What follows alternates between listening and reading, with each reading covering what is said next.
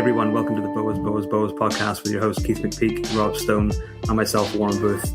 We're back again, so we're now onto our second episode in a couple of weeks. So hopefully we're back on track. I know that a lot of people had asked me when we were at Tinley what was happening with the show, and it was kind of in a hiatus just because of everyone's travel and busy schedules, but it looks like we're back on track. But tonight we're going to just talk among ourselves, kind of catch up. It's been a while since we spoke. So we're going to see how the breeding season's going.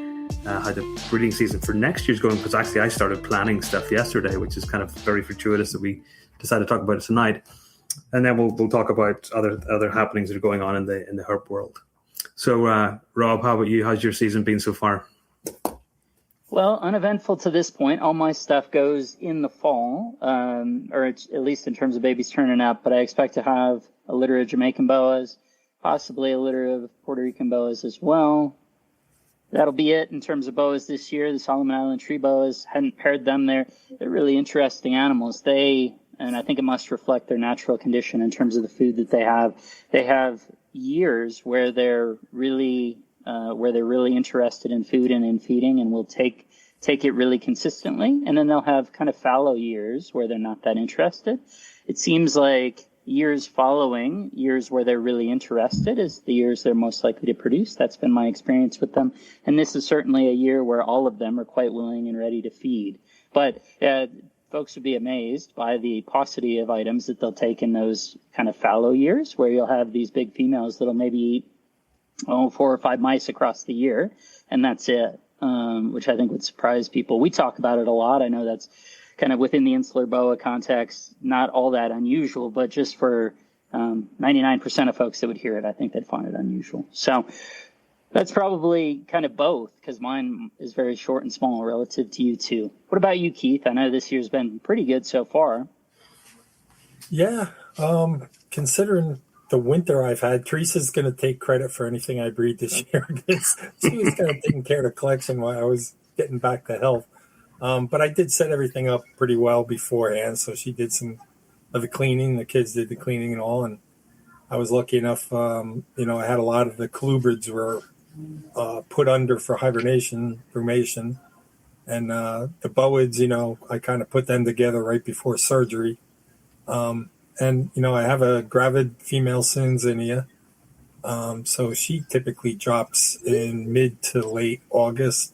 The females I have here, so looking forward to that. She's looking really good. She's doing everything right. She's doing the basking. She got nice and dark, and she went off feed, so she's doing everything right. Well, hopefully we'll see good litter of Easterns again, because we definitely need more of them in the country for sure.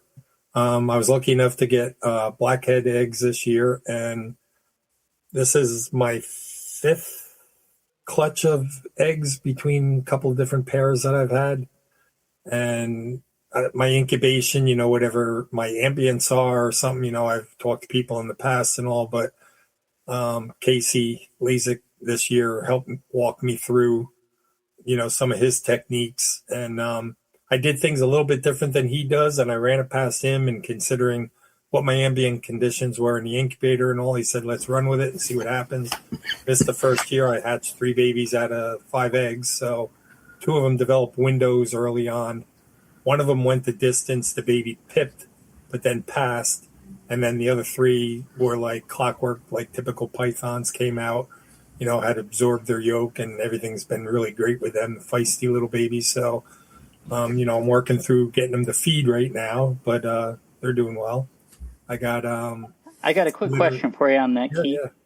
So Ryan Young, when he was on one of the Trap Talk shows recently, I forget which one, I'll look in the phone and circle back, but he mentioned manually pipping them on day 58 as a matter of course. Was that part of what Casey had talked to you about?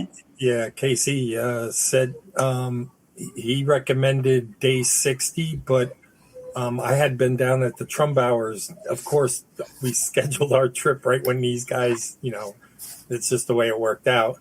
But the day I got home was day 59. I ran some stuff by Casey. I was a little nervous. I sent him pictures of what the eggs look like.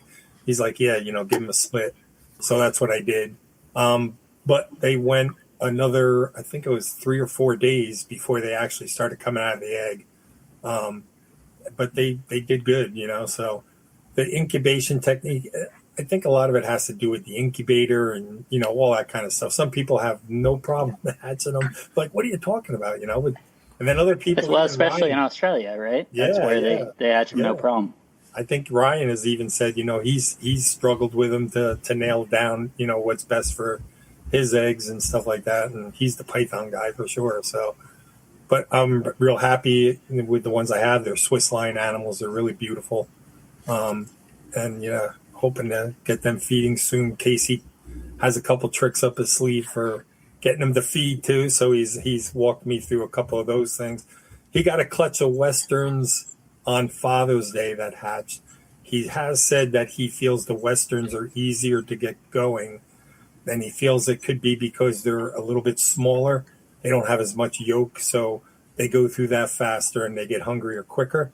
But literally the first night he tried them all with his little trick that he's learned over the years, they all fed the first time he tried them. I'm like, son of a gun. And he actually let me have pick of the litter of that pair, so I'm going to be getting a nice pair of Westerns from Casey in a few weeks, so I'm looking forward to that for sure.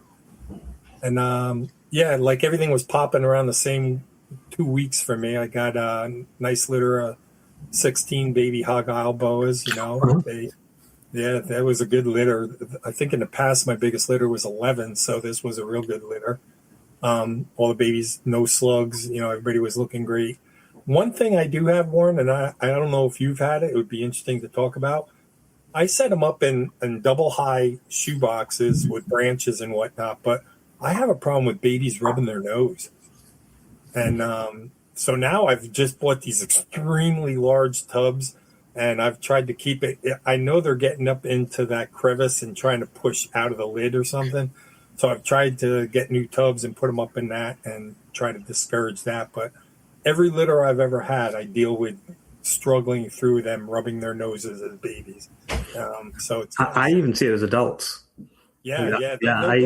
They'll get like that bulbous snout for a little while, and then if you feed them real good or do something a little bit different, they calm down, and then you don't see it for a while, and then it comes back. It makes sense given their natural history. They're a very arboreal species. Yeah. You look at any of the videos that have been shot recently, from Quetzal and so on. They're finding them up in the trees. Whenever I was talking to Emily Taylor and Scott Boback and a couple of other people a number of years ago at Chad Montgomery, maybe 10, 15 years ago, they had said they never find hog islands on the ground, on the islands. It's always in the trees. So it kind of makes sense. I've seen it with litters of mine that they do the same thing. Yeah. And I was actually thinking about it this year, what way I'm going to set them up and to try and dispel that kind of behavior. I've got a couple of spare 2-foot cubes, and I actually might just house them in groups, because I'm expecting a small litter. But I might just put them all into one and just feed them, take them out to feed them, as they go along. Yeah, but that's something you see it in those. You see it in Corn Island boas. I've seen it in a couple of other different localities. Yeah, it's something that you get these beautiful little babies, and they're stunning and everything else, and then you see that rub nose, and you're like, oh man, I know. And it sheds out. I've never had one that got scarred from it or anything like that. Right. And within 2-3 sheds, it's gone. But it's still nerve-wracking, when you're trying to get them going and you see that. And I'm like, yeah, so it's caused some aggravation and swelling, but not actually infection. Sure. I think that's the big thing. You catch it in time, because once an infection sets in, then that stuff, it's hardened. It's not like, pus in humans.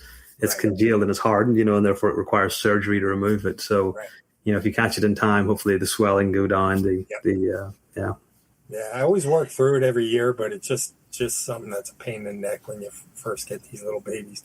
And I try really tall tubs where they can't reach the top, even with the branches and stuff, and that definitely helps. But when you first get them, you got these, all these babies coming at you one at a time, and you get them in these smaller boxes because that's what you have room for. And then when I graduate them up to the bigger boxes, that's when, everything seems to straighten out. So I've done that already this year. How old is that pair, Keith? I got them from Vin in 2019. The original pair. How big's the female? That's your third? This is my fourth. I think it's my fourth litter. It could be the third. It might be the third. I'd have to look. The first litter I got was shocking because I only got like 5 babies, which, I was kind of shocked that I got that. Yeah, I think you're right. I think this is the third. I think my second litter was 10 or 11 babies, and then now this one is 16. How big is she?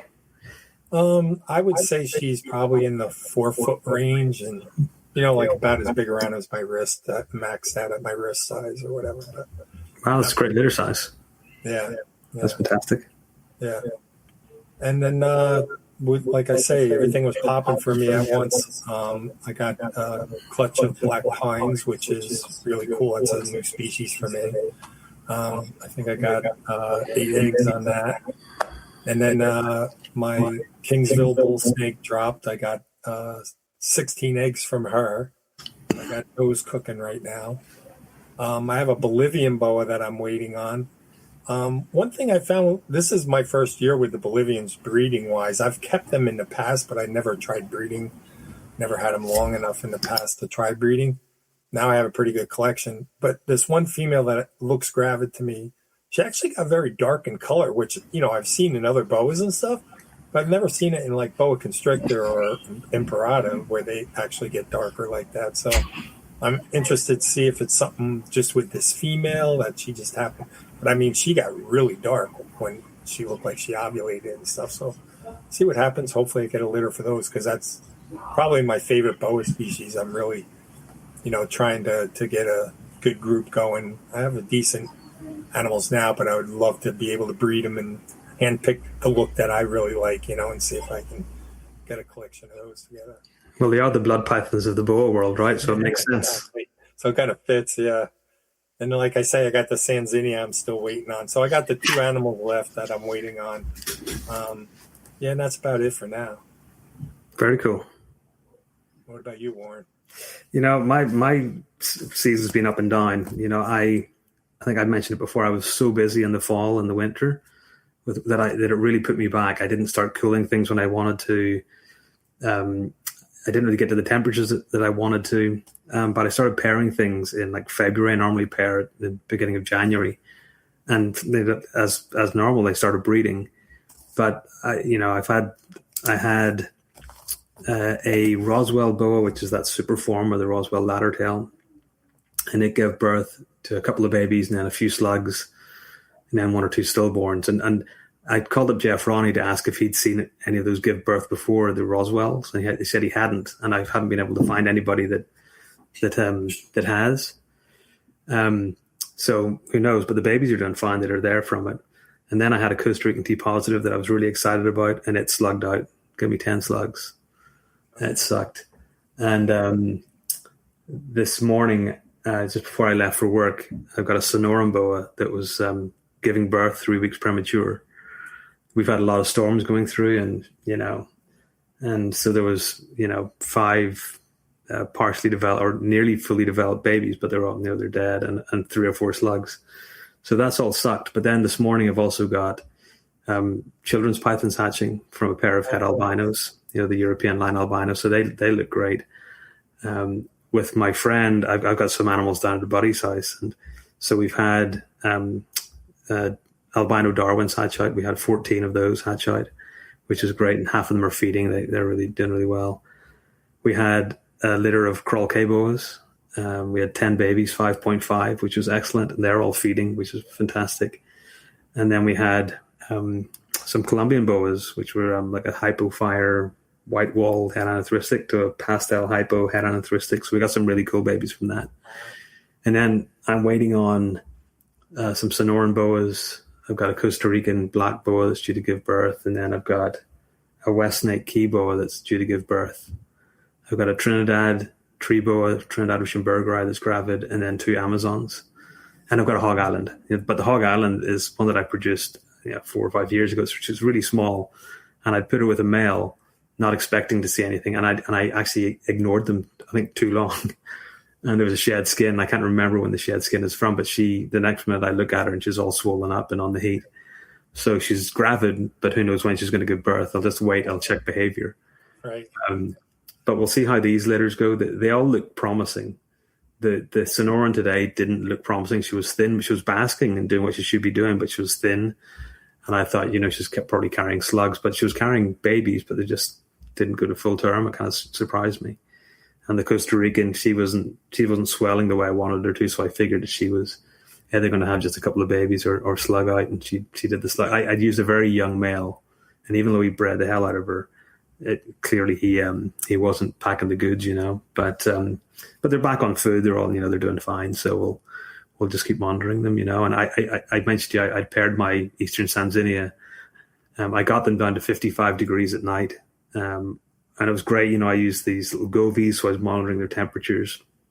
Great cycling, and I had them right beside a window, so that they had day-night cycling as well for light. But I put the pair together, and they just looked at each other and did nothing. So, but at least I put them through that, and it means that next year when I do it again, I'll be doing it earlier.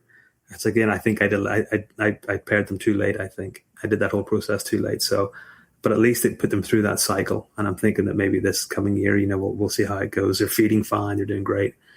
But it was just I was hoping to see at least some activity. But I've got like 4 of these tough crate kind of whatever, the black and yellow tubs with holes in them at different heights for different temperature and so on. And they were always in tubs. You never saw them. So they could have bred, but nothing ever happened. Right. Yeah, but other than that, they're all, everything's doing fine. My son's doing great. He's hatching out leopard geckos like they're no tomorrow, but it's just not me this year.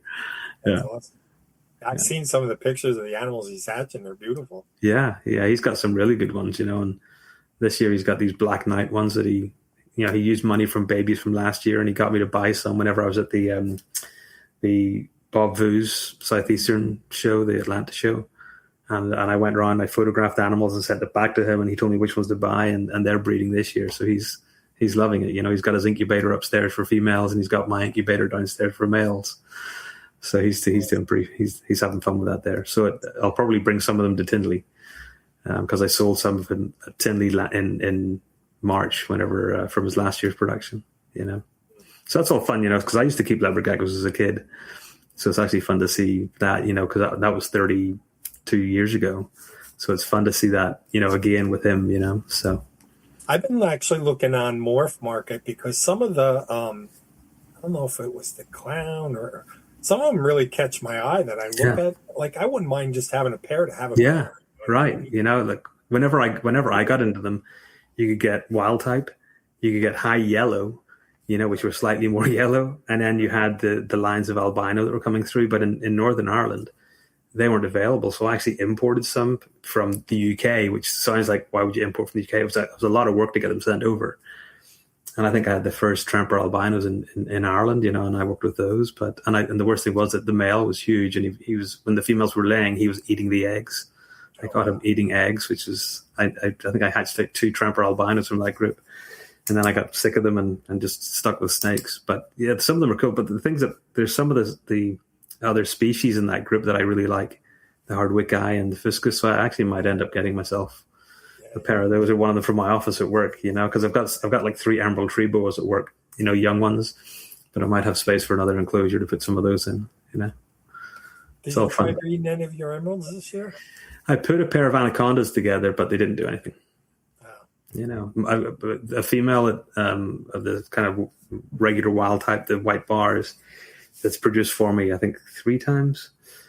She's just old, so I don't think she's gone into this kind of really sporadic feeding phase, which I've seen before whenever these old animals are kind of in their decline. Yeah. So we'll see what happens. Sometimes she might pop out of it, but so far she's showing no interest in food whenever, and she used to be a ferocious feeder. So we'll see. But I've got young ones that I'm raising up, so that they'll be ready in probably about 2 years' time to pair those ones. And I've got a couple of others. I've got the anaconda phase and stuff like that there to play with. Right. And I put the Trinidad tree boas together, not expecting much, but the female's huge and swelling. So we'll see what comes of that. I'm not excited because the last time I got a litter of those, none of the babies wanted to feed. They all died.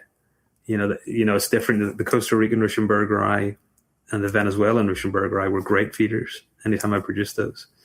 But the Trinidad's they wouldn't even strike, So the good thing is a friend of mine, it's local. He keeps a bunch of different Candoia species, and he just bought like 100 frozen animals and then like 20 live. He's going to try and breed them. So I'm like, if you can breed those, or I can snatch a couple of frozen animals to make a animal juice from, then that might help, you know? Right. Yeah. And then I've got the two Amazons that are due. They're small females, but one of them is from a leopard to a tiger het leopard.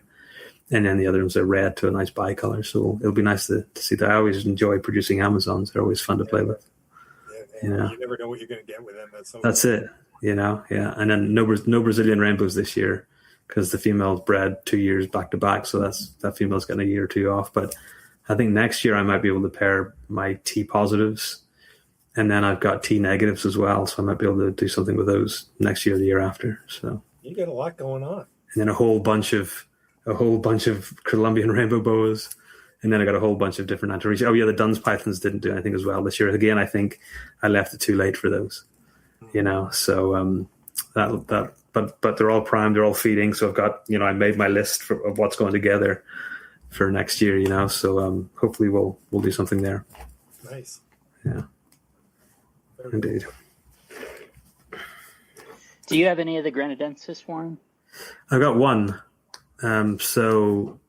Jeff sent me 4, and it turned out to be 4 males.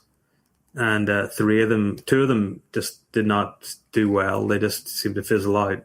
One of them did great and just rolled. And then the other one's just sitting there. They're the slowest growing animals I've ever seen. They eat, this one that's there, it eats every 10 days. But it doesn't appear to grow at all, which is the weirdest thing. You've got 1 or 2, right? Yeah, I have a couple. Yeah, that's why I was curious. But they certainly, especially as neonates, fit into the box that you're describing with the Trinidads. Yeah. So, that's... looking into the natural history, right? Bob Henderson talks so much about how their hunting mechanism is to go out onto the edge of branches and hunt sleeping anoles. And I have observed that where it's like even frozen thawed, well, it doesn't have the respiration movement, and it's like they need sleeping anoles. It's not a function of smell, and it's not a function of movement. Well, there's that intrinsic sleeping movement, you know? Yeah, because it seemed that, you know, baby emeralds, baby Amazons, even the Costa Rican Ruschenberger, they would all get to the point where they'd strike. And if you kind of annoyed them long enough, then they would often bite and wrap, or even just bite, you know, with their mouth over it, and then you don't move, you just sit there motionless, and then they slowly eat, you know, and you realize you spent 4 hours looking at one snake for it to finally eat. But the Trinidads, they did none of it. They, you know, I would kind of wave like superheated rodents around that were covered in chick down, that were covered in different lizard smells. Not at all. There was no interest at all. So I'm thinking if I can get, you know, some small animals for my friend, and, you know, even if they're defrost, then I put them on branches, maybe they'll go with that. I think it does that from the ones that I've got. You know, I've got a bunch of Trinidad Ruschenberger, and once they switch to rodents, these things, you just, you know, you can't stop them. They're fantastic. But just the babies are difficult, which sucks, because whenever you're like, well, you know, this is maybe the 3rd or 4th breeding of Ruschenberger in the last 25 years, and then you watch them all just dwindle away. They do great, and then they hit about 3 months, and then they'll, like, one by one, just overnight, they'll just pop off. Such a pain.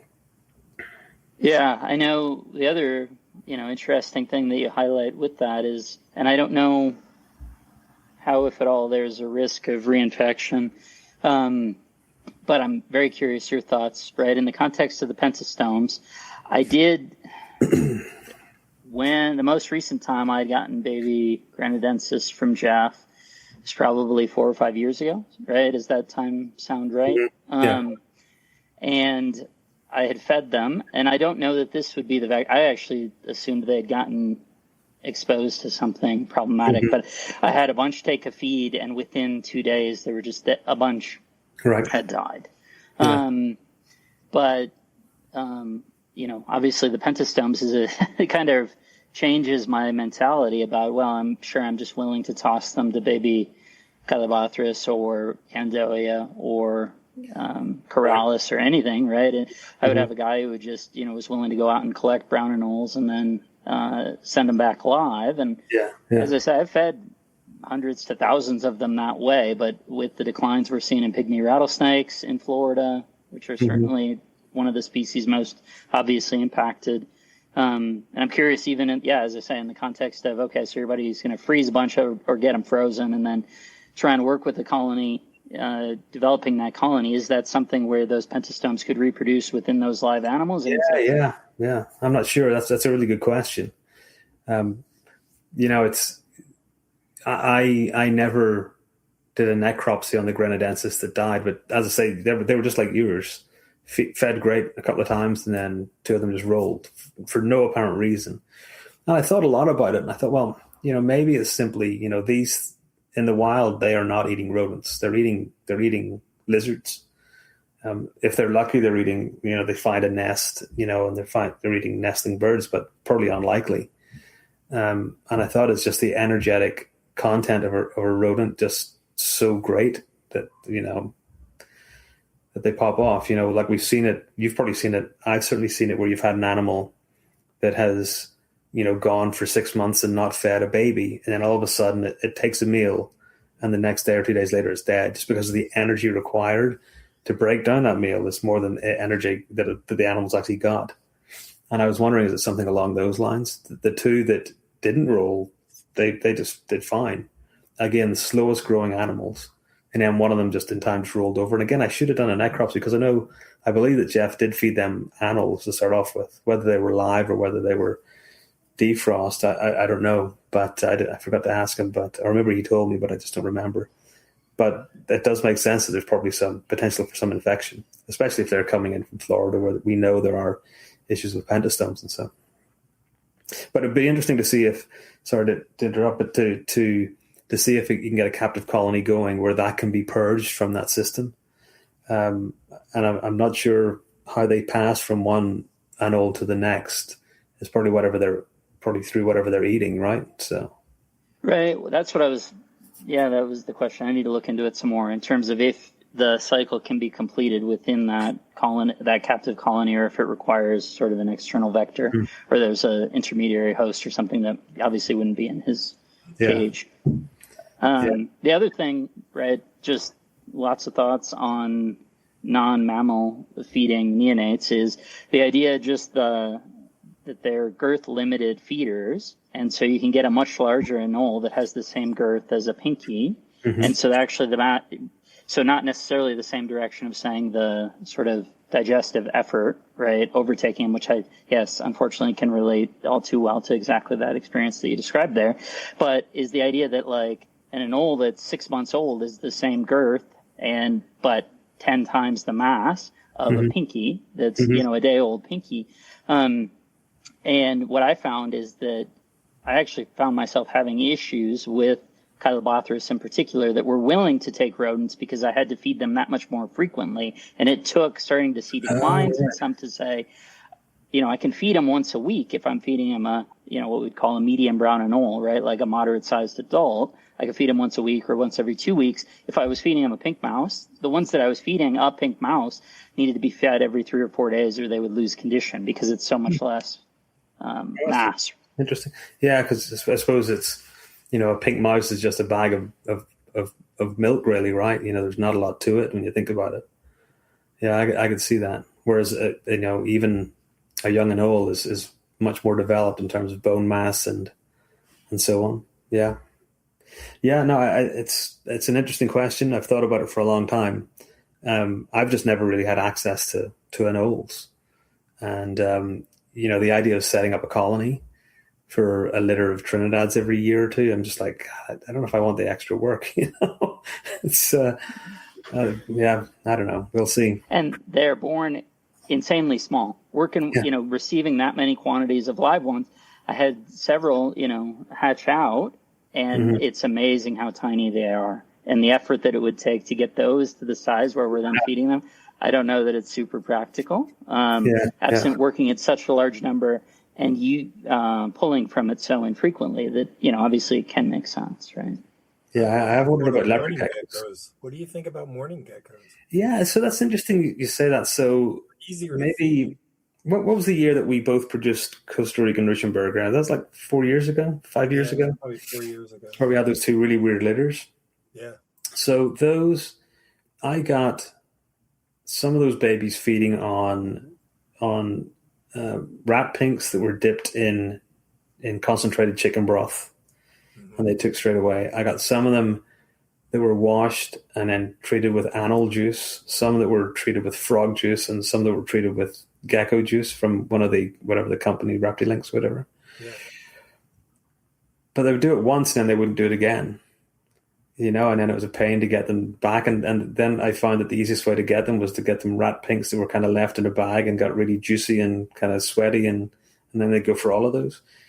But the morning geckos, I think, is a good question, because somebody sent me some morning geckos before, and the Venezuelan Ruschenberger, I showed no interest in them. They were in the enclosure. And then I tried house geckos, because when I lived in Tulsa, we had house geckos in our home, in our basement. And I would catch babies from those every so often and throw them in, and they wouldn't even look at them. Oh, wow. So I'm wondering, is it very anole specific? And they wouldn't take they wouldn't go for button quail either. So, yeah.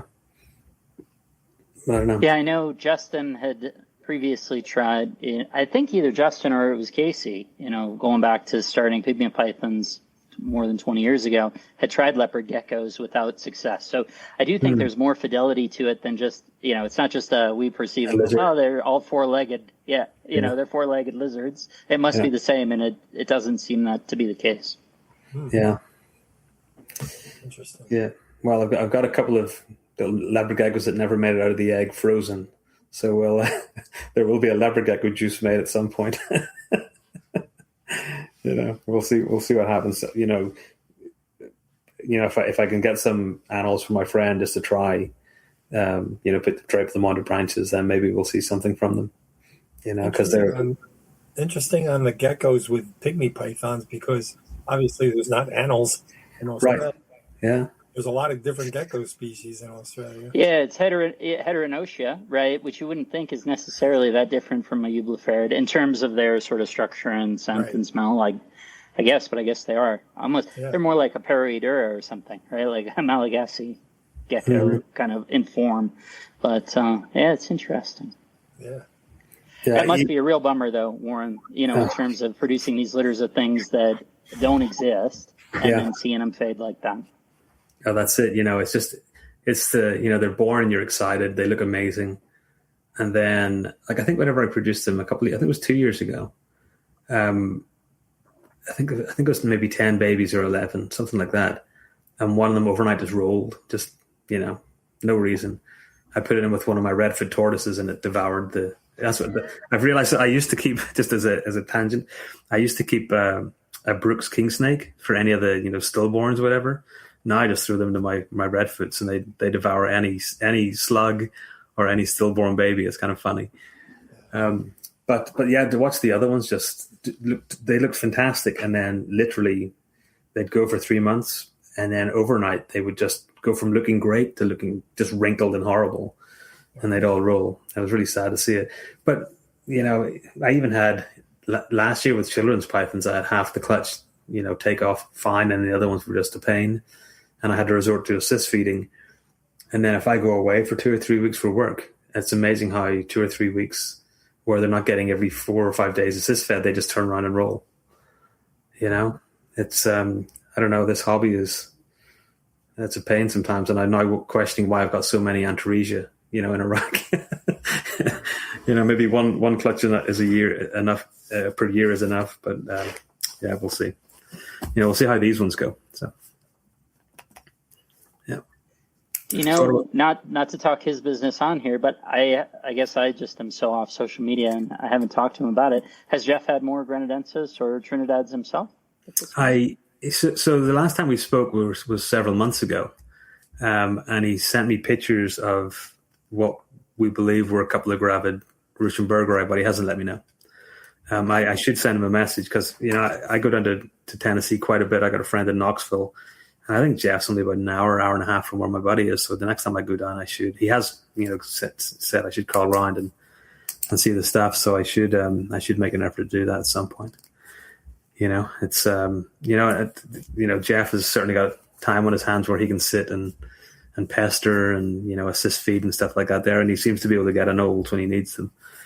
I'll have to ask him, see how they're doing. Yeah.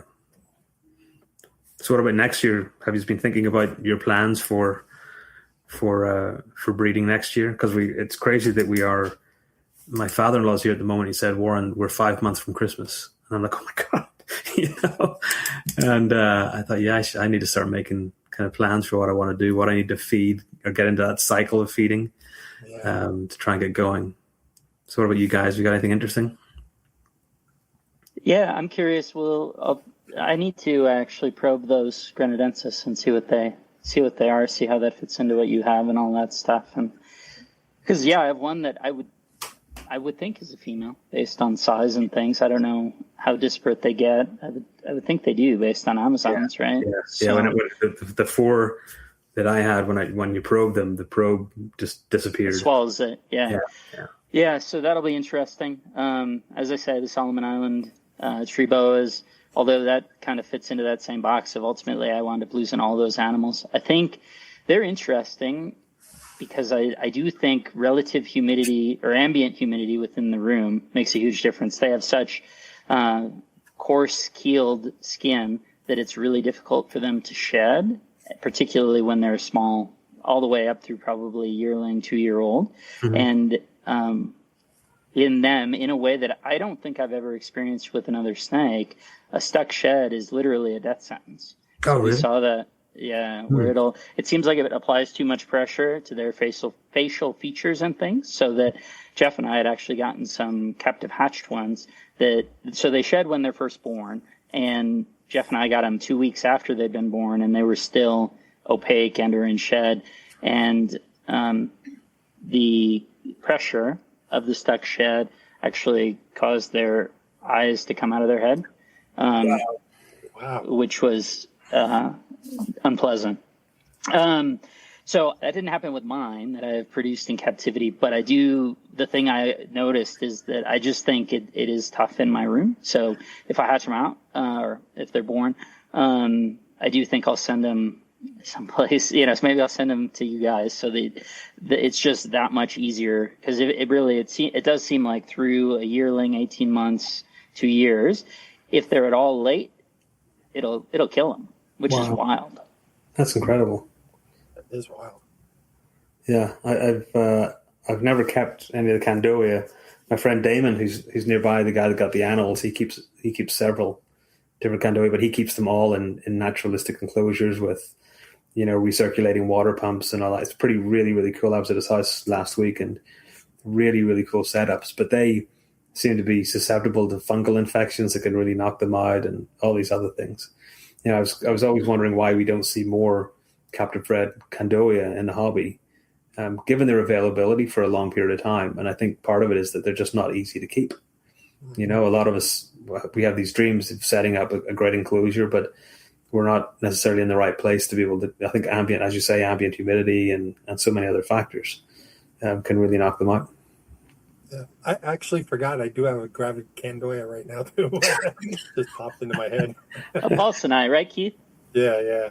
She's a beautiful animal, and I've had them in the past, and I've been really lucky with them, getting them started and all right on pinkies right away, and they've taken off.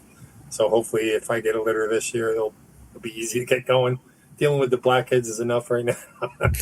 Yeah, but you set them up in a way where it's like in those tubs, and you pack them in with sphagnum moss and stuff, right? So there's. And I'm in a basement, so I got natural humidity as it is, So yeah. Well for me. And I think the ground forms, because they're a much thicker snake, I don't think it's as much of an issue, right? They have more mass relative to their surface area. We actually, when we had on Fight Club, when we had Dr. Andrew Holycross on to talk about Obscurus, that sort of seems to be one of the issues with Obscurus, is particularly in light of their the environmental changes and conditions, right, that they're facing in the wild, is that they have a really low mass relative to their surface area, and it leads them to desiccate more quickly. So that when we're talking about the tree boas, they have more or less the same size, but at probably half or a third the mass of a newborn Paulsoni. And so I think that's part of their issue. For sure. And actually, Rob, I've noticed even with my hortalinas that I've had problems with humidity and stuck sheds and on the babies more than the adults, obviously. But I had to seal air holes and all that kind of stuff to keep the humidity at a point where they would feed. I'd get them going and all that stuff, but I had such problems with sheds with them for sure. And I have a lot of air movement in my snake room, so I think that had something to do with it too. You know? Yeah, look, but you worry, right? Because you worry about it being too humid with lack of air movement, and that's causing like an RI, because that can cause bacterial infection really quickly. Right. But you worry about having too much air movement if your room is too dry. Because my issue here, while I'm in the mountains, and it's really humid outside, when you're in this, air conditioned modern house, it sucks the humidity out of the place. Right. So I'm going to have to get a room humidifier, I think, for the room that's got my corellis in it, because I've noticed that they're not doing the way they were whenever I was in Oklahoma. And yet Oklahoma was a dry place as well. But there's just something about, I think, being in this, high efficiency new house, home. new insulation. Yeah. I think that's what it is, and I've really noticed that. So I've been looking at different humidifiers to get set up. I think it'll help everything, but like everywhere, you go into the winter and you go into the winter and everything starts having kind of dry sheds here and there, and you can solve it. But for those, it's just been a little bit more difficult. Yeah. Frustrating. And then, I've got a bunch of epicrates, which are also really sensitive to humidity. You've probably seen it before if you produce them, like with a Brazilian rainbow boa or a Colombian. If the water bowl goes empty for one day, they're dead. And you can imagine it's not even a day in Colorado, right? Yeah, so it's one thing if you're saying that in Oklahoma or in Virginia, right, or New Jersey, but yeah, I mean, those are essentially impossible to keep here, which it is interesting that you don't find the same Callibathris. There is a distinction right there that it's not an issue that you see that I've run into ever here with them. Yeah. But I mean, a Brazilian that's out of water at all is probably dead. Oh, it's amazing. Humidity. Yeah. So it's always, if I'm going away for a week or two, and there's nobody, because nobody here really wants to check on my snakes, especially Brazilians that are going to pop out and take a snap at you. I got to put in big water bowls. I got to put in lots of damp sphagnum moss and and that kind of stuff. It's frustrating, but I suppose and my collection could change over the next couple of years. It evolves depending, I suppose, on where you live as well and what you can keep.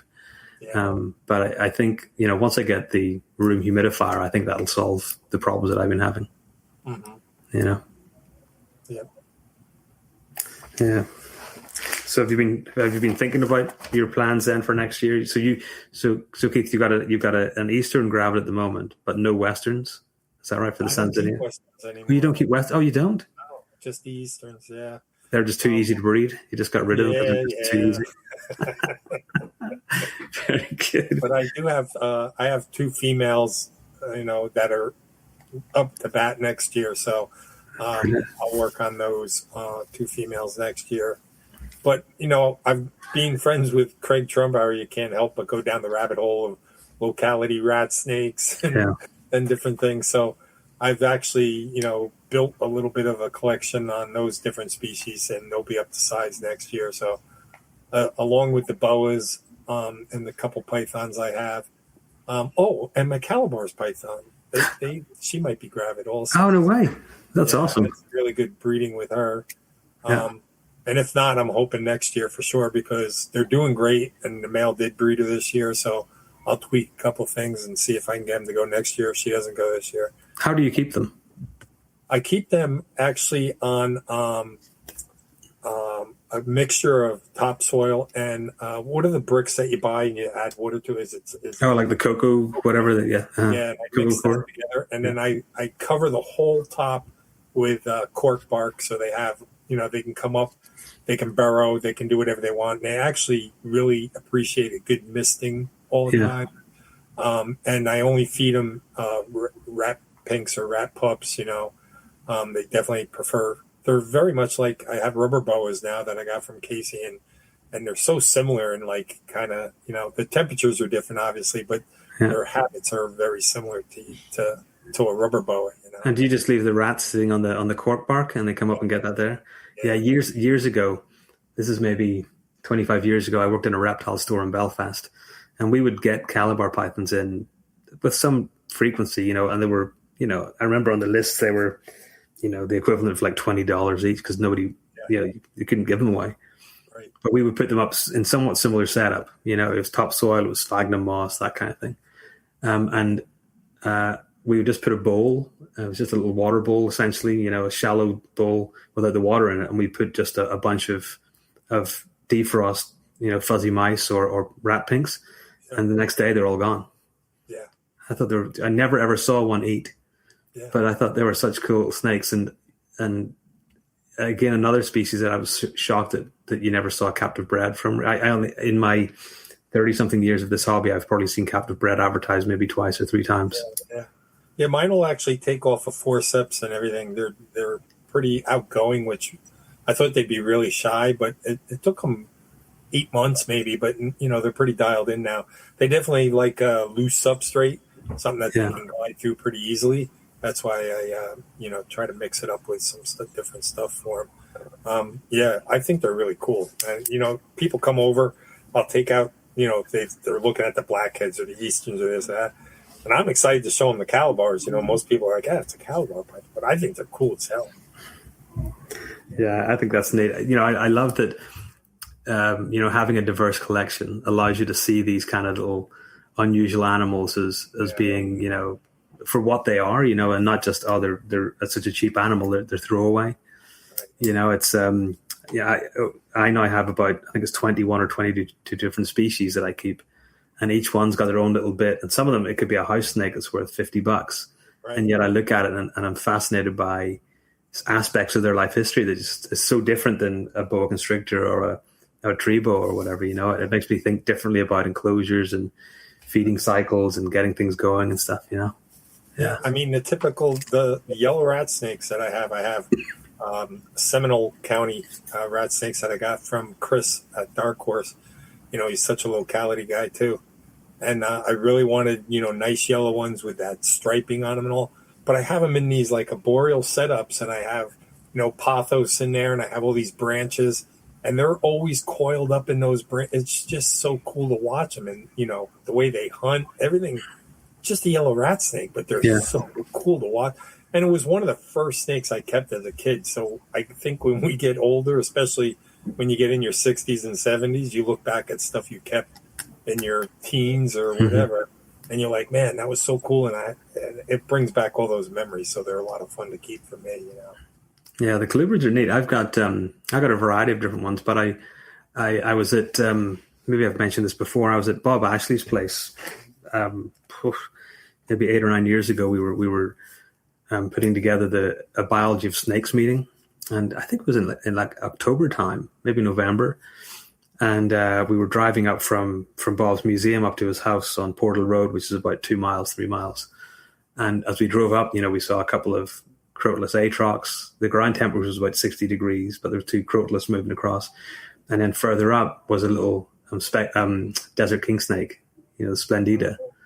And it's the coolest thing because they look like miniature black-headed pythons. Yeah. And I was more taken by that than by the atrox.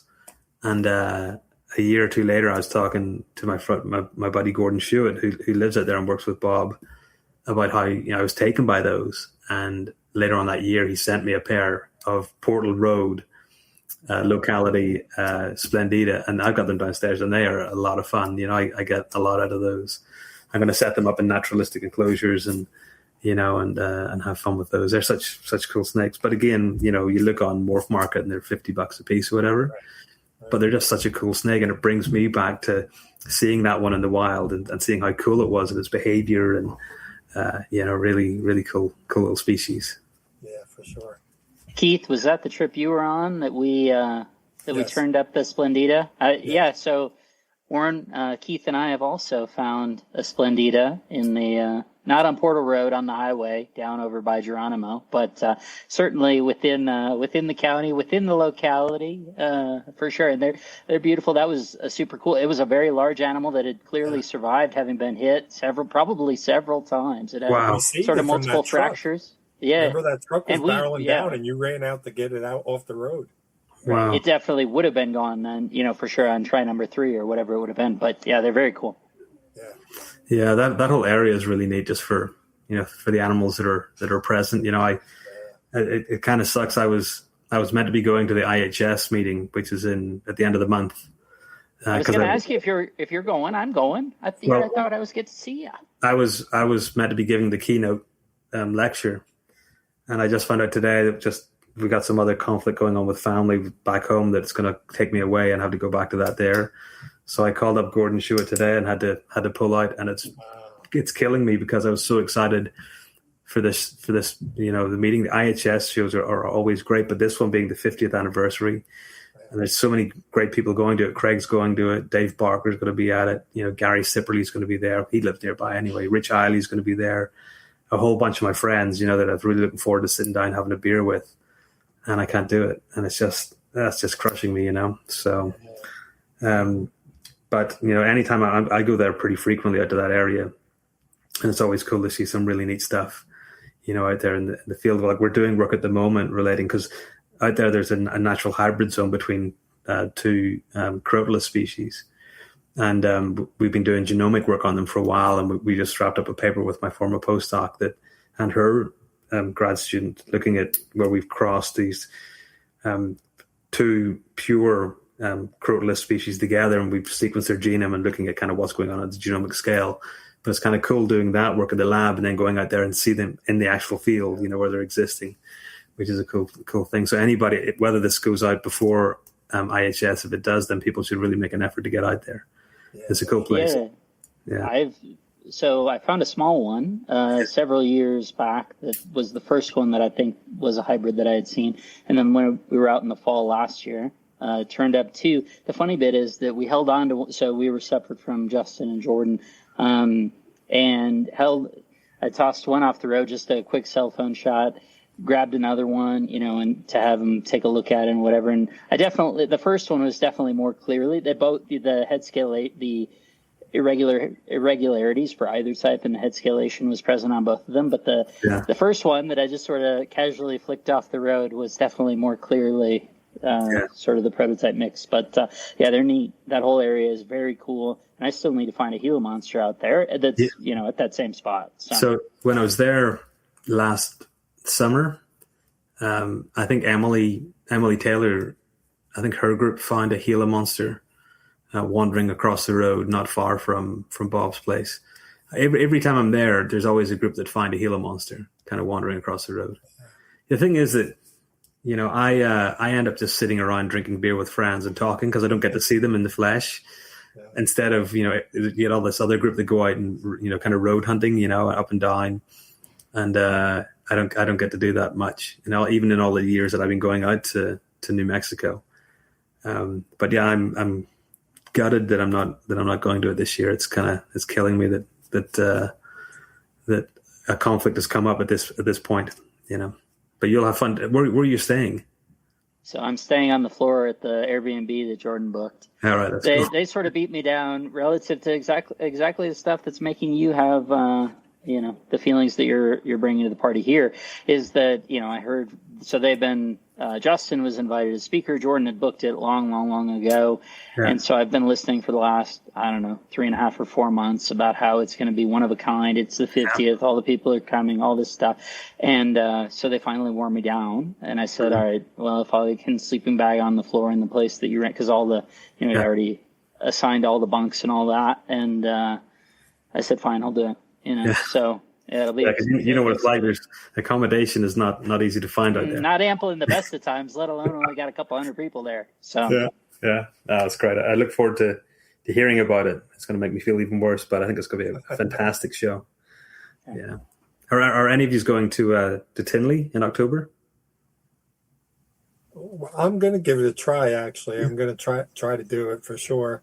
Awesome. Craig's trying to get me to go to that Kalubert Fest because he's going to that this year. Right. And they're kind of close together, so I don't know if I can manage both trips. But yeah, I'd like to. I'm definitely doing Daytona. Oh, you are? Yeah. I'm going to hit that. We have a good time down there. Like you say, we hang out with all the people that you don't get to see except for one time a year. So, yeah, definitely looking forward to that. Yeah, I'll be at Tinley. I've decided I'm going to do Daytona next year if it's still on, because I have a fear. We've been hearing the stories that once it goes, that nobody's going to be able to bring it back to that place. Right. So the last time I was in Daytona, I think it was 15 or 16 years ago. So I'm making a concerted effort that next year I'll be at it. Yeah, it's a lot of fun. And I've been doing it religiously from day one to 2013, and I took a little break for a few years, and now I've just been going. I might bring some stuff and a couple friends, put it on or whatever, but I just go to hang with everybody and go out to dinner with everybody and hang at the hotel, and it's just so great to see everybody, and you do still see a lot of really cool things there. Yeah.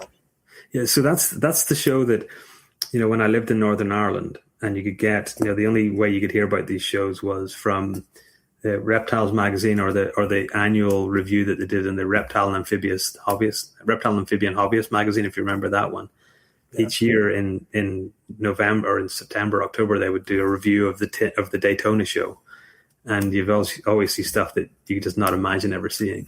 Yeah. And when I was there, let's say 14, 15 years ago, there was just so much more diversity than you got at many other shows that at that point were going through that whole ball python craze and swamping out the rest of the show. So, having not been there, but people still tell me that Daytona still has a good amount of diversity to check out. It's got its fair share of ball pythons, and if you get tainted by that and don't look closely at some of the smaller tables, you're going to miss a lot of really cool stuff. Yeah. They're still there, and it's still around. Because the show is big enough. It's in 2 rooms, and it's big enough that you may get overwhelmed by, I'm going to say ball pythons, but you got to look hard. There's a lot of really cool stuff there. Yeah. There's notice and knobtail geckos and all, there's all kinds of really cool stuff. Yeah. I noticed that at Tinley even in March, a lot more diversity. But the problem was that I was vending, and Tinley was so busy that it was difficult to try and even get close to tables. And that was for the entire weekend. That's cool. I walked around once or twice, but there was tables that I couldn't even get anywhere near that I knew weren't ball pythons. So in October, I'm going to be vending again in October, and I'm going to make sure to get early on the Friday to at least set up and then get to walk around whenever it's a bit quieter. Because there was, I think even last year there was a shingle back at Tinley and a few other things that you're not going to see elsewhere.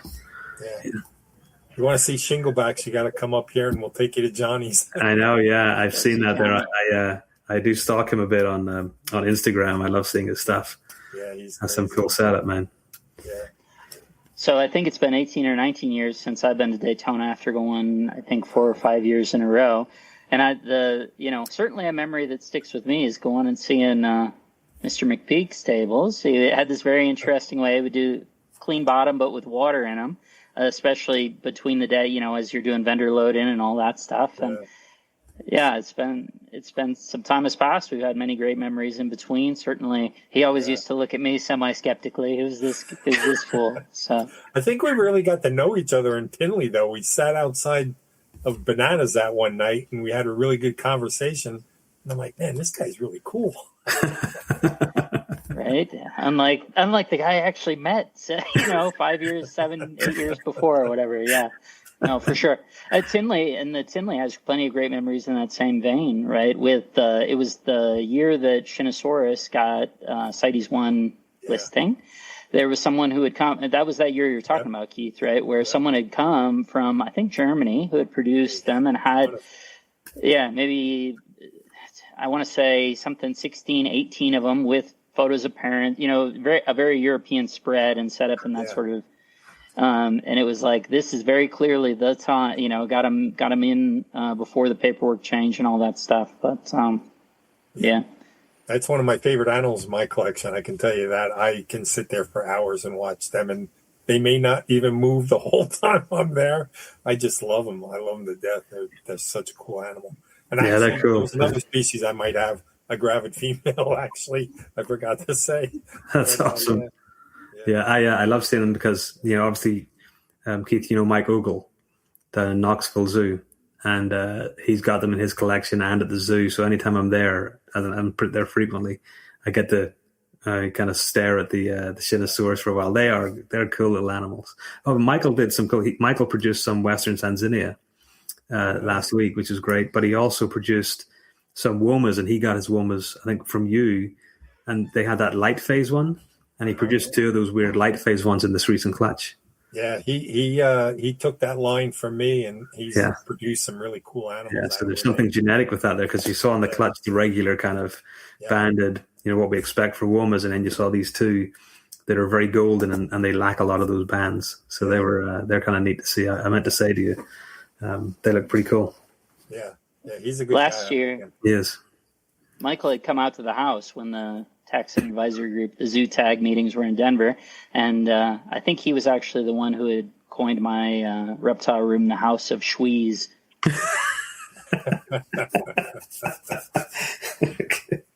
Yeah, he's a good guy. Yeah, but as I say, we're coming up to the next breeding season, which kind of is crazy because I normally stop feeding in November. So what have we got? August, September, October, got three and a bit months to get things packed in. Right. Before breeding, so I sat down with my whiteboard and I started making pairings that I want to do. So we'll see how it goes. It's so far it's kind of crazy the number that I've got. Hopefully they won't all go. Yeah. But I'm excited that the big ones are the Sanzinia. I really want I want those to go. And I was contacted by a guy on Instagram that produced the 18 or 19 green Sanzinia recently, and he was like, Warren, if you need any advice, any help, I'll let you know what I do. And I was like, yeah, all of your help will be great. Yeah, they're cool. I started, just so you know, I start introducing mine in like mid-November. Okay. And I start cleaning them in September though. Right. And I cut their light cycles down to like only 6 hours a day. Right. Okay. I'm making notes here. And you pair in November, you said? Yeah, mid to late November. Okay. And I'll get breeding. I mean, the males will, they'll breed heavy at first, but then they'll sporadically breed all the way through January into February even. Yeah, what's the gestation on those, do you think? Oh, it's long. It's like the whole process. Like I see the females ovulate in, I'm going to say March, April, and then I get babies in August, early September. God. Yeah, that's crazy. And they when they're, they don't bask very often, at least mine don't. And I keep them, my ambient is 65 to 70 for them all the time, year round. Oh, wow. And they have one basking spot, and the only time any of them bask is when they're gravid. The males I never see bask, and the females only bask when they're gravid. And what's the basking setup? I only use a little 15-watt incandescent bulb, and I'm keeping it maybe 10 to 12 inches off the substrate, and my basking temperature will go from 95 to 98. Yeah. And they'll do where they'll just put the tail under there or one coil or something. Sometimes they're fully under it, but you definitely see them kind of cryptic basking. Yeah, they're on my list. I hope I've got a shot this year. Yeah. And your female, I mean, when did you get her? You got her? I got her from you 5-6 years ago. It's probably 5 years ago, is it? Yeah. So I mean, she's still young. Range, yeah. Yeah, but I figured she'll eat large, medium rats, kind of thing, which I think are a decent size. Yeah. And she's not overweight. And I thought, I'll give her a shot. And I thought, worst comes to the worst, and what did I do? I cycled them for a year. Right. Right. Yep. And I was able to, I was able to see that I could get them cold and have no ill effect. Like, what was amazing was it was 55 degrees at night. Sometimes it got down to 52. They would be sitting in a hunting position. Oh, yeah. And I'm sure if I put in a rodent, they would have taken it. Oh, yeah. You know, and that would have just scared the life out of me. You know, I think, but they, their behavior was just, anything else at that temperature, you think would just be stone cold and not moving, and they were active. I feed, just so you know, I feed mine until my female's gravid and she stops on her own. I feed them through the whole breeding cycle. And do you drop it down into the 50s? No, I just, whatever my basement gets to ambient, right, is it. But you got to remember, I'm only giving them 6 hours of basking during the day, so they have a very long duration where they're only at. That's a good thing.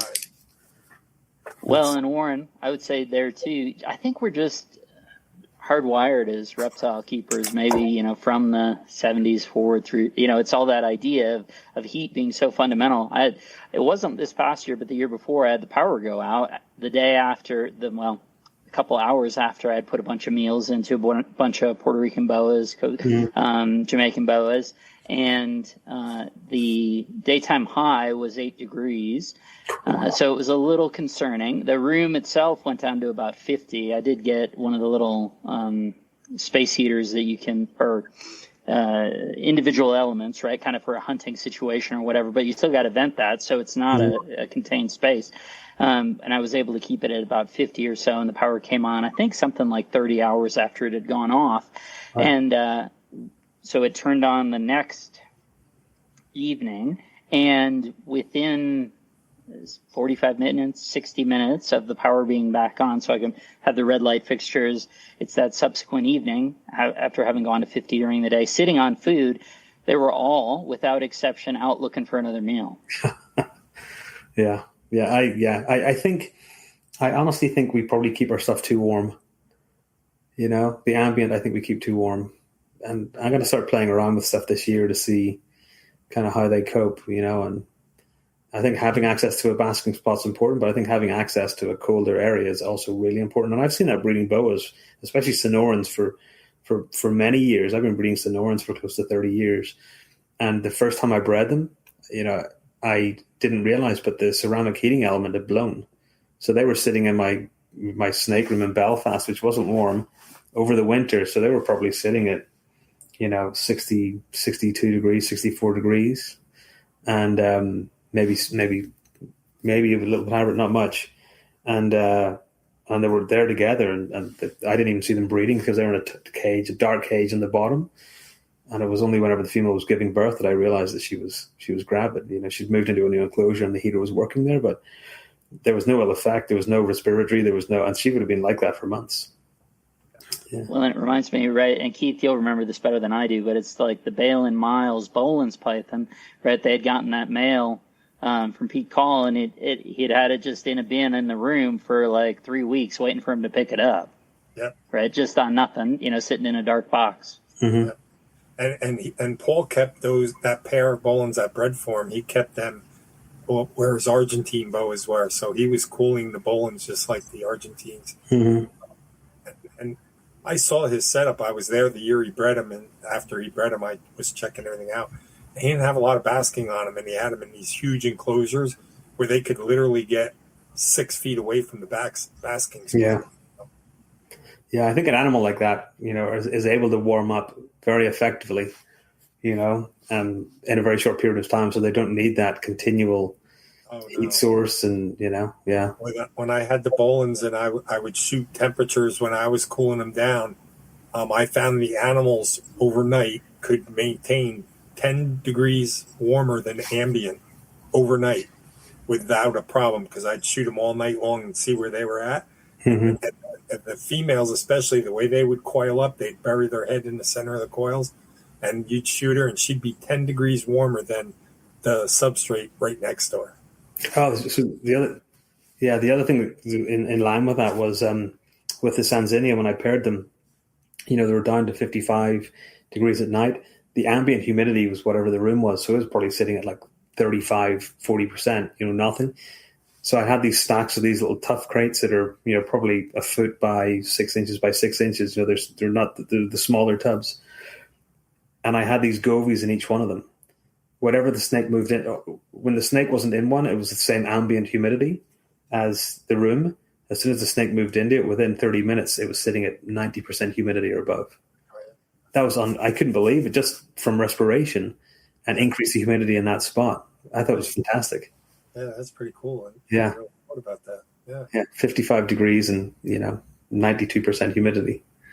I'll tell you another thing that'll help you breed the Easterns. Read a book on leaf-tailed geckos. Oh, yeah? Well, they're kind of in the same range. You know what I mean? Yeah.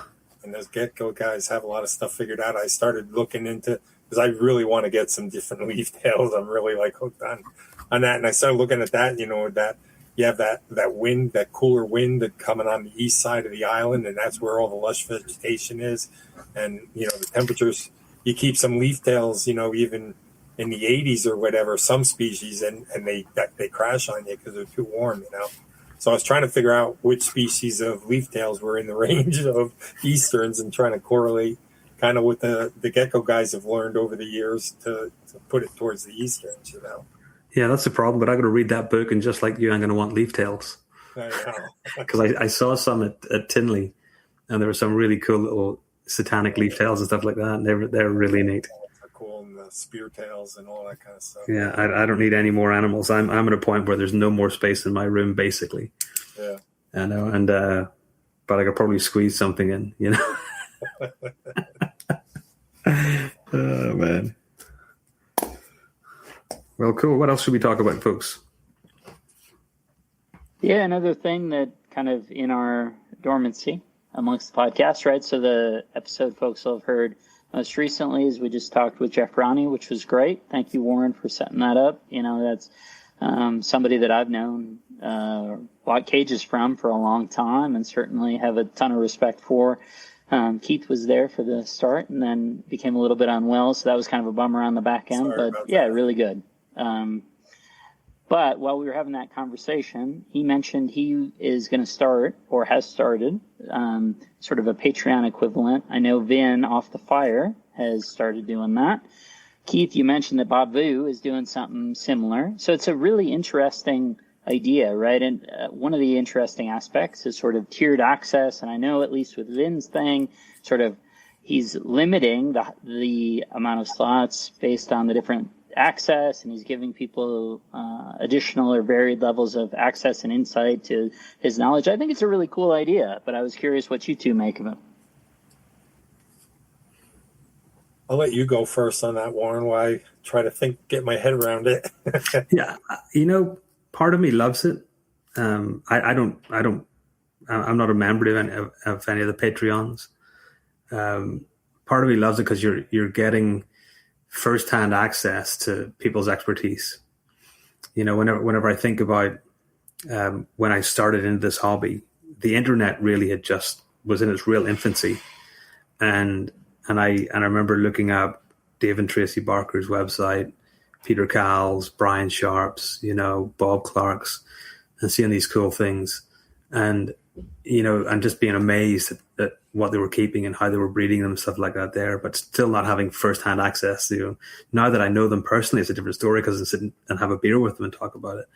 But for many people, they don't have that opportunity. So I think that's a really cool thing. Part of it, I find it weird as well, that you're paying to share information. But then again, if you spent many years acquiring that information and testing it out and so on, maybe you should have to pay for it. You buy a book, and the book's generally not cheap. And unfortunately, many people buy the book and they look at the pictures and they never read what's actually in it to learn the information. But so, the tiered idea I think is pretty interesting. If it starts off pretty cheap, then they can get into that and start learning and maybe invest further into it over time. I did a podcast with Vin for his Patreon a couple of weeks ago, and I really enjoyed it. Vin's a great guy, so it's great to see him, still really immersed in the hobby after such a tragic kind of event that happened. The other ones I'm not really familiar with. I haven't, as much as I'm immersed in the hobby, I kind of step back a lot from it in terms of all these Patreons that are going on and this and that.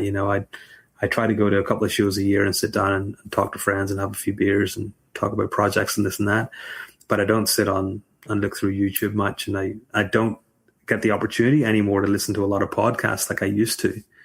The time that I get to listen to podcasts is whenever I'm cleaning my snakes, so once a week I'm down in my room, I've got a podcast going on for 3 or 4 hours while I'm doing stuff. But the backlog of the number of podcasts that are available now just blows my mind, let alone, adding these Patreon things to it as well.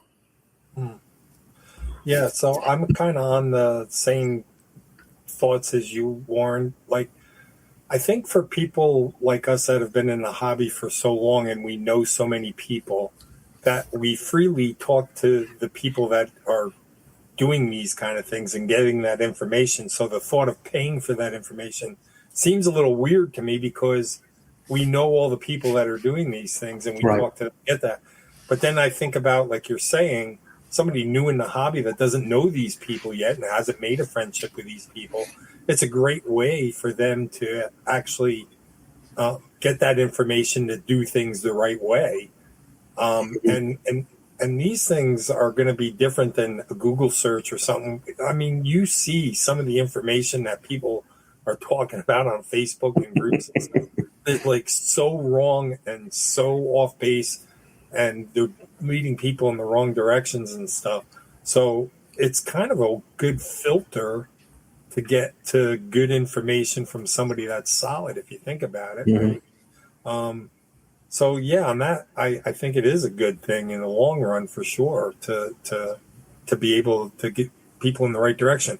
One thing I don't know, because I've never been on anybody's Patreon, but Rob, maybe do these things have a level where if you're paying for the subscription, there could be 50 people in the chat and they can actually ask questions?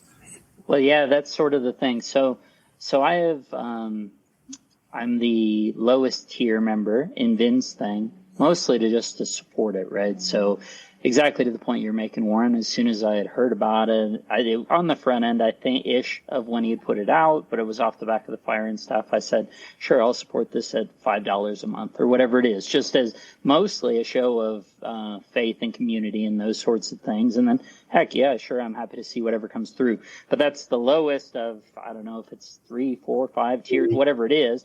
At that highest tier, I think it's limited to 5 or 6 people. And Vin's committing himself to like talking individually to those people for like an hour a week, an hour a month. I think the second tier, there's like an hour. Anyone can, who's one of those members, maybe there's 20, maybe there's 30. They can call in to, they have a Zoom call or whatever, and anyone could ask any questions if they're in that tier. But the top one is intended for like really being kind of a personal coach within the space. So it would be most useful. Yeah. I mean, which is pretty wild, right? And I totally on board with everything you guys are saying. And I think, too, one of the factors we need to a couple things that jumped to mind. The first was, I do think, with the proliferation within the space of all this extra information, right? When you were first putting out your website that I had your business card for, was anxiously checking it out. And Warren and I were first online, right on the front end of the reptile internet. It was relatively easy for the stakeholders, the people that we're friends with now, the influential names that you're talking about that we could personally access now, that was basically the only voice that was out there for the most part. There wasn't a lot of this extra noise within the crowd. All that extra noise in the crowd over the last 25, 30 years has led to the point where most of those people are not even engaging with that content. Most of them probably don't even maintain their websites or still have it, those sorts of things. So there really isn't access to those people for new people, or beyond spending even more money in terms of buying animals, to the extent they even still sell animals, because some of those people are mostly out. So that's kind of one thought. And the other thought, just in terms of that, really speaking up that coaching aspect, is I do think there's something to be said for trying to selectively pick that coach and sort of follow that person's program, as opposed to taking pieces from all these different programs. I think we're all, based on our experience, we can appreciate, okay, there are different things we can learn from different people or whatever. But when you're really starting out, I think there is utility in finding a coach who's going to be I'm going to stick with this program, and then based on my conditions, maybe I'll tweak it, maybe I'll go a different direction, but I'm not trying to take different pieces from different people. I'm going to say, whether they knew it or not, that it's like, well, he certainly didn't. Karl Kaufeld and The Keeper and the Kept, it turns out, that was hugely influential to me, such that even now I see a lot of the things, kind of the paradigms that he describes in the book from 1969 are things that are reflected in the way that I believe animals should be kept now, which maybe is surprising. But, that's carried. Okay, so Karl Kaufeld, in a book that was, he had been deceased for 15 years when I was born, that was a coach for me. Bob Applegate, a coach. Just because he put out so much content on his website, stuff that he was publishing in Herp bulletins in the 80s, that was available to me in 1997 on his website. And it was like, well, that was coaching. Terry Dunham had a great website, Albino Tricolors, right? Keith will remember, that again, a faraway coach, as you say, Warren, Dave and Tracy, the mailbag, that's coaching. Yeah. And I think picking those coaches, I actually think maybe that it's sort of beautiful in its way. Yeah, no, I agree with you entirely. And I think the big part of it is, that I've seen it with other people doing it. You just mentioned it, they get a little bit from one person and then they add a little bit from a different person. And then they wonder why things aren't working, and it's like, try one, or it's like, it's like having animals. They didn't breed one year, so they switch it out entirely for the next year. Instead of, I think, and Keith, you said it better than anybody, it's these animals getting used to that rhythm of the room. Right. I think hobbyists need to do the exact same thing. They need to evolve with it and adapt to it as much as the animals need to as well. And once they get into that rhythm, they don't need to upset it too much. Right. But also I think, listening to these people, hopefully they've been in it so long where they can turn around and say, right, well, this didn't work for you. So here's how I would tweak it for your environment. Right. Because I get emails all the time about people asking about breeding emerald tree boas. And I'm like, I don't think emerald tree boas are hard to breed if you've got the environment set up fine for them, set up in the right way, right? But the way I keep them in the way I kept them in Tulsa is kind of different than the way I'm keeping them here. Right. And the way, Chris Rice can keep them in Florida is totally different than the way somebody could keep them on the West Coast. Right. And they could all have equal success in very different conditions. But if you're starting to listen to everybody and blend it all together, you get this mishmash that's not effective. Right. I was getting a lot of advice on blackheads during my 5 litters that I destroyed, and having Casey real time, FaceTime, looking at my conditions, and here's a guy that can do it in his sleep, with blackheads, guiding me. And the other people I was getting advice from are great breeders of blackheads, but it's not the same as when I'm one-on-one and asking the questions, so I could see where Casey could probably make a ton of money on people. Yeah, right. Right. Maybe you should do the same thing. And I guess the other aspect of it, it's implicit in this, right, is that you're actually compensating them for that time. It's one thing if it's genuine friendship, right, that, and that's why Casey's doing it for you, Keith. But in terms of, why did a lot of those people that we're talking about move away from being voices within the overloaded space? It was because there was no incentive. It's better to be talking to their genuine friends or be in their room and be working with those animals or whatever. There was no incentive. Now Vin has a very clear incentive to find success for those people, in especially his top tier, but all of the people that he's communicating with. Yeah. And before social media, Rob, right, look at the shows. Right, the shows were where you got to meet Tom Crutchfield or Bob Applegate or Gary Sipperly, and I would meet all those people at the different shows in the early 90s, late 80s, or whatever. And when you're there talking to the person one-on-one, and a lot of breeders have gotten away from doing shows, and now everything's online, so you don't have that personal connection. And if you're a decent person, you could go up to anybody, any of the breeders, and you start a conversation when they see you're a decent person, they start giving you some really good information. Mm-hmm. But that's kind of going to the wayside where this Patreon can kind of take its place, maybe. Yeah. I remember the first time for me meeting Dev Barker at the Daytona show, maybe 16 years ago. And we just got chatting about Timor pythons because of my love of Timor pythons. And we ended up in the NASCAR bar until 3 a.m. when they kicked us out. And he said, well, where else can we go? And he bought like six or 8 more beers. And we sat outside the bar and drank until like 5 a.m, just talking about experience with like I'd never kept Timor pythons, but just his experience with them, and I was just like, I was just fixated to the point that I then now have Timor pythons, the horrible animals that they are. But it's just getting that. And Dave's a good friend now, so I can ask him lots of different things. Same with Tracy, but lots of people don't have that opportunity, and they're so insular now that you don't get to sit down and have those conversations, because when you can, they are great people to sit and talk to. When I was into blood pythons, obviously me and Tracy hit it off. I actually went down and stayed with them for a little bit. Oh, amazing! Yeah. And you wake up in the morning and there's Dave making you breakfast. Yeah. You can't top those conversations that you have when you can make a connection with somebody like that. And think about Patreon, like, somebody that isn't well known in the hobby yet, and a guy like Vin has them on Patreon, they can build a real good friendship out of that also. Yeah. So I guess there's a lot of benefits to it that I didn't think to until we started roundtabling. Yeah. Yeah, as I say, I'm not a member of any of them, but I think if I was to do any of them, it would be Vin's, just to show support, because Vin and I text all the time, and he's a good friend, and but I think just I think it'd be fun sitting in on those group chats and hearing other people's questions and seeing where the hobby is, because I think those newer people kind of really give you a feel of where the hobby's going. And how much interest is there, for example, in locality boas or whatever, So maybe I'll look into that there. Yeah. Well, and Keith, maybe Warren. Certainly, I think you would fit into this box as well. But I know you don't have the time. But Keith, maybe it's just inspiration for you to do it yourself, right? All of a sudden, I'll be paying to have the conversations I am.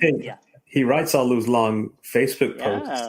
I'm like, I was just waiting for AI to come along to translate so that they could read them to me, because I would sit there captivated by those long Facebook posts. I was like, bloody hell, this guy really goes at it.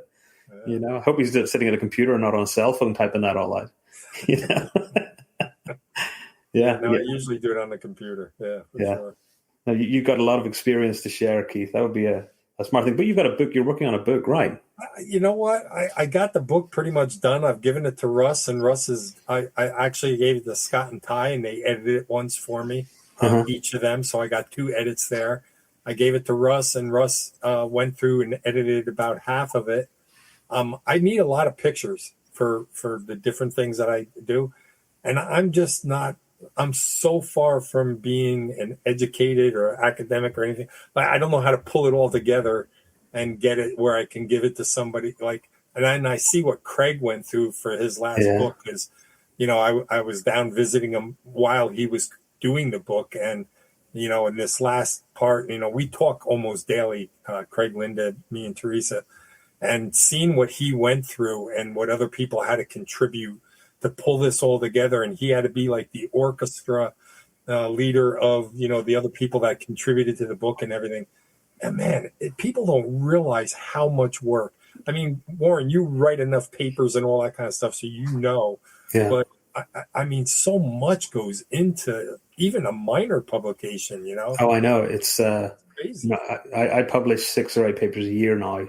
When I was in Oklahoma and teaching more, I was maybe 2 or 3, but now I'm 6 or 8 papers a year, but also writing grant proposals and editing all this other stuff. Right. I'm an editor for several journals. It's a lot of work. And on top of that, I'm working on a book, on a Corrales book, kind of the complete Corrales. So it's even just to sit down and say, right, here we're working on Grenadensis and going through like a feeding history kind of aspect of it, of part of life history. That could be reading 40 different journal articles. Right. And that's not including thinking about pictures, thinking about figures, thinking about tables, all of that other components. It's a massive amount of work. And the worst thing about it is that you talk to Nick or Justin and you're like, well, so did you make much money from that book? Even though it's sold out, they're like, nah. All the money seems to be after it's sold, when the value triples and it goes onto eBay. But, that doesn't kick back to us. It's like writing scientific papers. I remember I posted something on the Discord or on the group chat for the with Eric and Owen, and I think Eric thought that scientists got paid for publishing their research, and I was like, no. Very often we pay to publish our research. Like if we were able to get a paper into a a really prestigious journal like Nature, that could cost us $7,000 just to publish it there. That's after it's gone through peer review and so on. That's just so it then gets into that press. Even some of these smaller journals would cost $2,500 to $4,000 after it's gone through peer review and by other reputable scientists. So, it's all of that work when we try to get stuff into text because you hope people are going to read it. It can be very fulfilling for the writer, but not financially fulfilling. In that sense, for the investment on it. So this Corrales book I've been working on for years, but it's just little bits here and there. Because if I turn around to my wife and say, I'm going to spend the next 3 days in the office, whenever you're with the kids, I'd get castrated, So therefore these Patreons, to get back to that, seem to offer these windows into that. And I think the way, just glancing at Vin's, where he's got these uploads that are there and preserved. That means that anybody that then becomes a member of it even a year or two down the line, they've got that whole history to then go back on that library to reinvest in. Because I remember going to Tinley or Daytona and seeing Vin there, and people would come up and ask him how he bred X, Y, or Z, and he's like, "Have you got my book?" And they say, "Yeah." And he's like, "Well, it's chapter 3 in the book," and they're like, "Oh, yeah." And that they just looked at pictures, Right. So therefore, maybe this is that time to recoup a little bit. If you're really gonna teach someone, maybe there is a little bit of because if I sent my kid to a tutor, for math or whatever, I would have to pay them. Right. So why not? It's the same kind of thing, right? It's a different subject, but it's the same kind of thing. Yeah. Good point. Well, Warren, I don't know if you want to save it for next time or for later or whatever, but I'm very curious since we've had this gap in time, and you've alluded to it in our call with Jeff and otherwise on as you say, the Morelia Python group and things. Can you give us high-level overview of some of the scientific work that you've done kind of during our hiatus here that's pertinent to herp concerns? Yeah, we've got a variety of different things, In my position at Virginia Tech, I'm in an entomology department, so all of my research is basically insect-focused, kind of how organisms adapt and evolve in urban environments from a genomic perspective generally. But the snake stuff, the reptile stuff has always been my little side hobby, and I've published a lot of papers on it. It was a lot easier when I was in Oklahoma because I was in a general biology department. So here I do it a lot now through collaborations, but we've been doing work. Hopefully they'll be finished soon. We've got a chromosome level genome for boa constrictors, for boa imperator, which will be really useful for some of the work we're doing. We're doing a chromosome level genome for carpet pythons, which will be really useful down the line for understanding, that can be everything from identifying genes of interest, for all of these shed testing that people are doing, right through to conservation kind of questions. We're going to use it for work on parthenogenesis and androgenesis to really understand the mechanisms behind those. I've been doing work with Scott Bobak and Emily Taylor on, so you might have seen the rattle cam stuff that's been going around. So we have the samples from those. So we're actually genomically working out the relationships among a lot of these animals to really look at, because pit vipers are really interesting. They show this very high level of sociality. Where you find siblings or offspring coming back to the same den or rookery to give birth and hanging out with their mother and stuff like that. There seems to be some level of kin behavior and parent offspring behavior that's retained.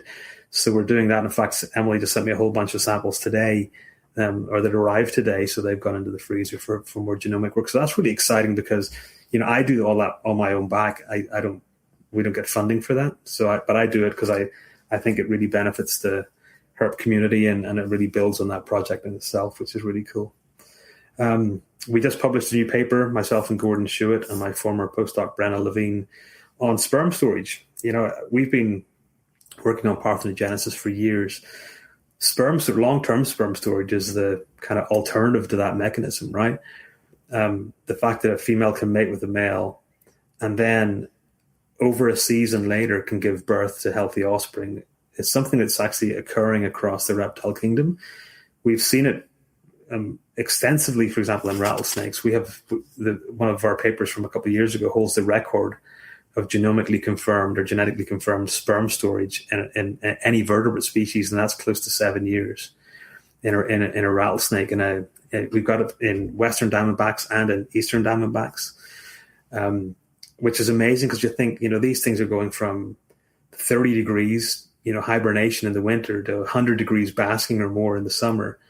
And yet the sperm can be stored for that period of time and then used to produce offspring that are healthy. That's kind of amazing. What's amazing is Gordon Schuett and I over the years have been like, well, but why are we not? We see this for colubrids. We see it for elapids. We see it for, the pit vipers. But why do we not see it in boas and pythons or any of the early diverged snakes? We used to call them basal and advanced. Now we kind of call them early diverged and late diverged. But why do we not see that very often, especially in the literature for boas and pythons? So we kind of dug in and did this very extensive literature review, and we discovered that really there's little to no evidence of long-term sperm storage in boas and pythons or any of those early diverged snakes, even though I've heard it numerous times. People said, ball pythons, I've seen them storing sperm for 2 years, or blood pythons for 3 years. In any instance where I've had a boa that has produced offspring that I know are from stored sperm, the offspring are not viable. And I've never seen, there's been no scientific publication that we're aware of that actually documents long-term sperm storage. So we did this kind of study. We just published it, hopefully as a way to, well, is it a derived trait where they actually can't store sperm, but then in the recently diverged, the late diverged can store sperm through the evolution of some mechanisms? Or is it simply a lack of data? Are we not seeing publications in this field? I think part of it could be that, because it's only in the last 20 years that we've really seen molecular tools coming into play to be able to test. But that requires having samples and, having long-term history of these animals and so on.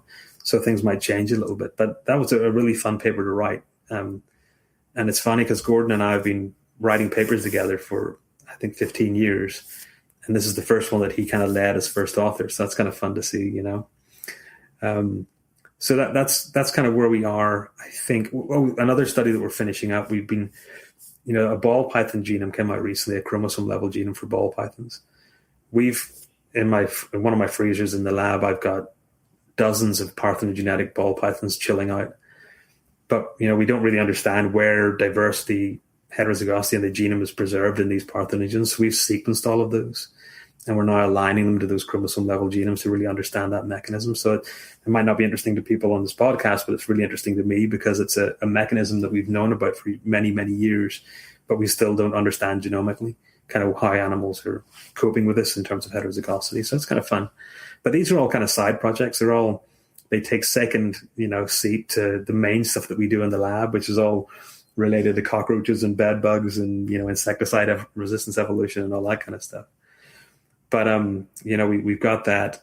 We're going to start doing some work on, we just sequenced a whole bunch of Boleyn's pythons to understand diversity within the captive lineages that are available. And we're going to do the same thing with Sanzinia. We've got a lot of samples that Jeff Murray really had collected and sent to me. And then finally, the big one is the scrub python project is really starting to come to fruition. So we have a grad student working on that there. And we're hopefully going to see that wrapped up in the next couple of months, because that's been sitting since before COVID. And then COVID delayed it, and then my move delayed it. And it just, other projects take priority. So, so there's a whole bunch of little projects there that are starting to come to fruition, which is a lot of fun. Yeah. It is kind of weird whenever, I'm in an entomology department publishing on herpetology, but there we go. Crazy. Yeah. Fun stuff. Impressive. Yeah, absolutely. There's a ton of great stuff there. Yeah, cheers. You'll have to keep us surprised. I will. Anytime there's a new paper out, I'll mention it on the podcast. But if anybody wants a copy of the long-term sperm storage paper, I'm going to have it on my website, which is www.booth-lab.org. Or if you just message me through Facebook or Instagram, I'll send people a copy. Very cool.